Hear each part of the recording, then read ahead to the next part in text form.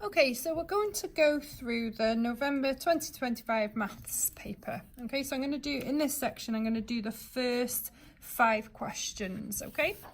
So, question 1. Which of the following numbers is not a multiple of 8.5? Now, this is obviously your calculator paper.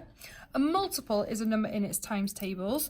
So all I need to do is divide each of these by 8.5. If it doesn't divide equally, it's not a multiple, okay? So 8.5 divided by 8.5 is 1. So that is 25.5 divided by 8.5 is 3. So that is a multiple.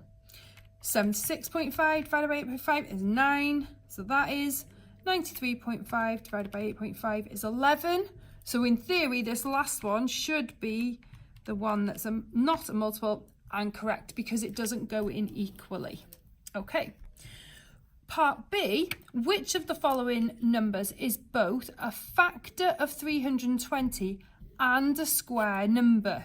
Okay, so first of all, let's pick out the squared numbers in our list. So the squared numbers are 9, because that's 3 squared, 64, because it's 8 squared, and 144, because it's 12 squared.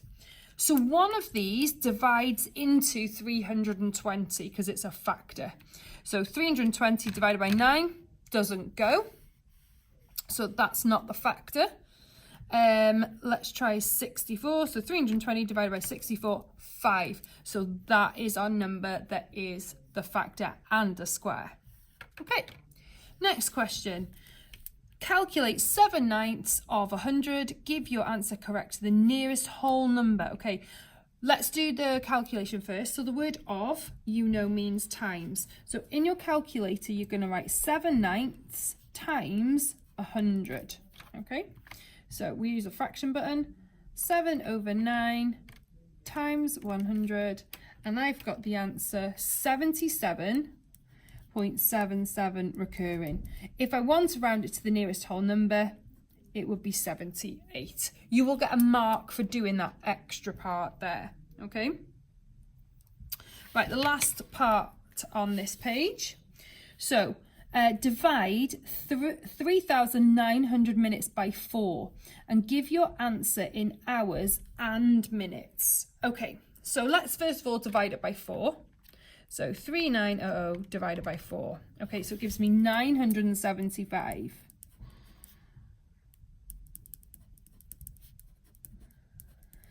So that's 975 minutes. So now we've got to convert it into hours and minutes. So there are 60 minutes in 1 hour. So first of all, let's divide it by 60. And that will tell me how many hours there are. So 975 divided by 60 is 16.25. So 16.25. So that means there are 16 hours. Okay? And 0.25 doesn't mean 25 minutes. It means 0.25 of an hour. Okay, now you should know that 0.25 is the same as a quarter, and a quarter of an hour is 15 minutes. So the answer is 16 hours and 15 minutes. Okay, question 3.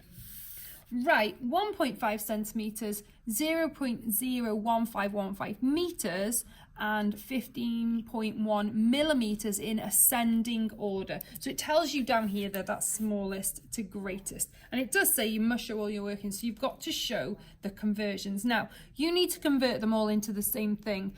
I probably would convert them all into millimetres because it'll be easier to compare, but it doesn't matter what you choose. So I'm going to leave that one as it is, okay? Right, so I'm going to convert 1.5 centimetres to millimetres. Now the conversion you need to know for this one is that there are 10 millimetres in 1 centimetre. So I'm going to times that by 10, so it's 15 millimetres, okay? The other one, so we've got 0.01515 metres. I'm going to turn that into millimetres. Now we can't jump to that one straight away.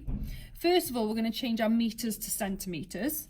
So there are 100 centimetres in 1 metre. So we're going to times by 100 first. Now remember, you've got your calculator, so why would we want to use our brain? 0.01515 times 100 and that gives me 1.515 centimetres. And then we're going to change the centimetres to millimetres, so we're going to times by 10. So times that by 10, and that's 15.15 or 15.15 millimetres. Now we've got to compare them all.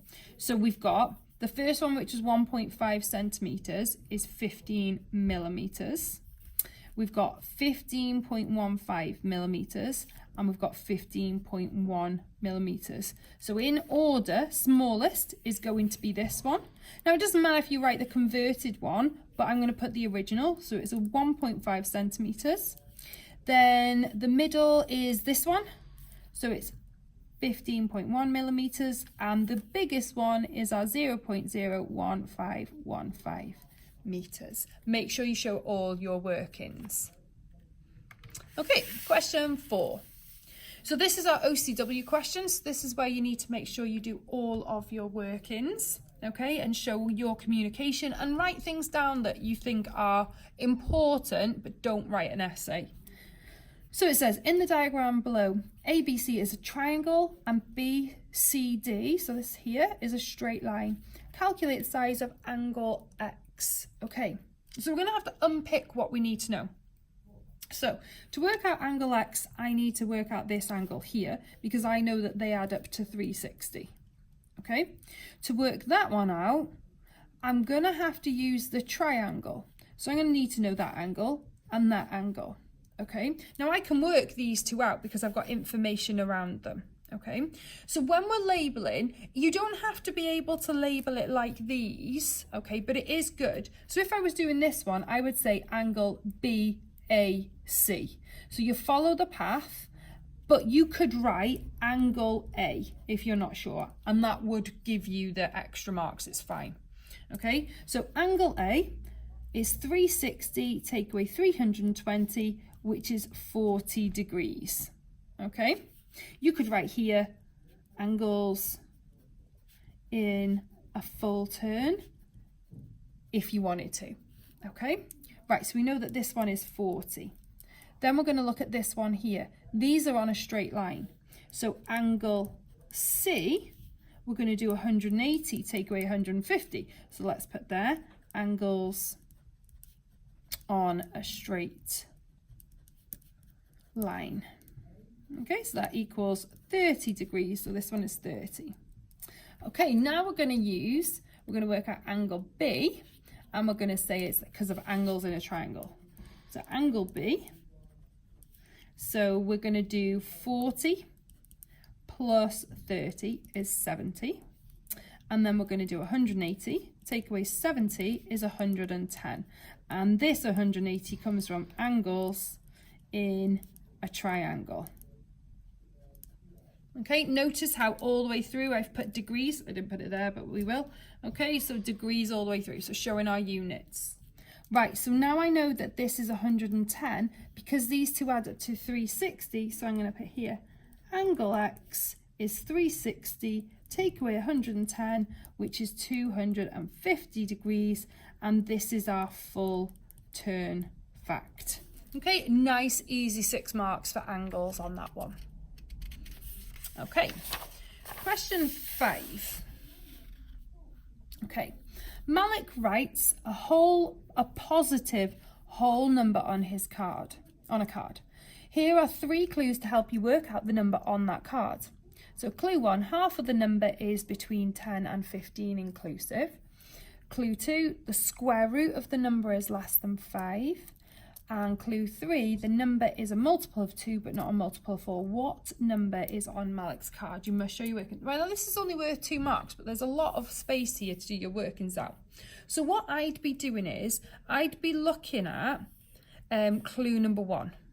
Okay, so it says half of the number is between 10 and 15 inclusive. So if we're talking about those numbers, that's 10, 11, 12, 13, 14, 15. So half of the number is one of these. So if I double them, so it's 20, 22, 24, 26, 28, and 30. Okay, so half of the number is between these. So these are the numbers that I'm looking at so far. Okay. Okay, so the next part then, it says the square root of the number is less than 5.